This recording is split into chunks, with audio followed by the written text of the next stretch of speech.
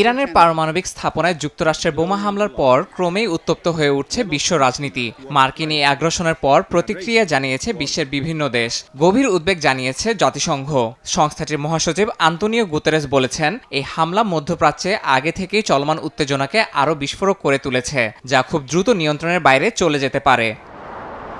মার্কিন হামলায় মধ্যপ্রাচ্যের বেশ কয়েকটি দেশ উদ্বেগ ও নিন্দা প্রকাশ করেছে।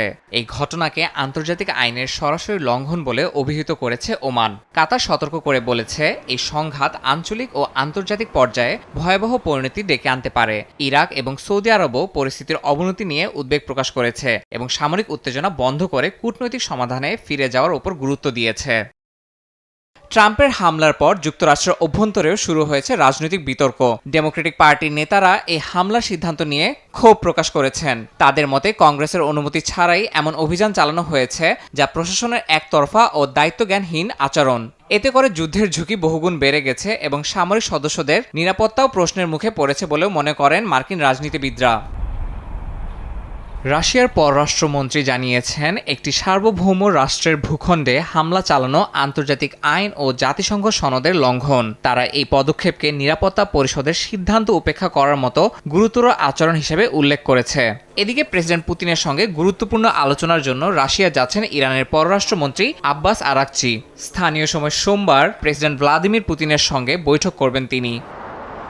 ইরানে যুক্তরাষ্ট্রের হামলা নিয়ে কড়া সমালোচনা করেছে চীন। এই পদক্ষেপ মধ্যপ্রাচ্যে একটি বিপজ্জনক মোড়ের সূচনা করেছে বলেও জানায় তারা। যুক্তরাষ্ট্র কি আবারও ইরাক যুদ্ধের মতো একই ভুল করছে, এমন প্রশ্নও তাদের।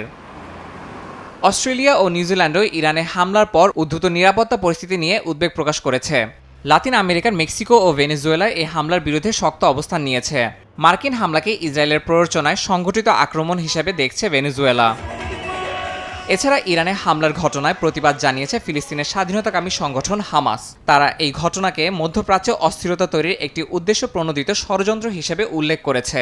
সংগঠনটি মনে করে, এই আগ্রাসন দখলদার শক্তির পক্ষ নেয়ার অংশ এবং এতে করে ইরানের সার্বভৌমত্বকে সরাসরি চ্যালেঞ্জ জানানো হয়েছে। ইয়াসিন মোহাম্মদ জিসান, সময় সংবাদ।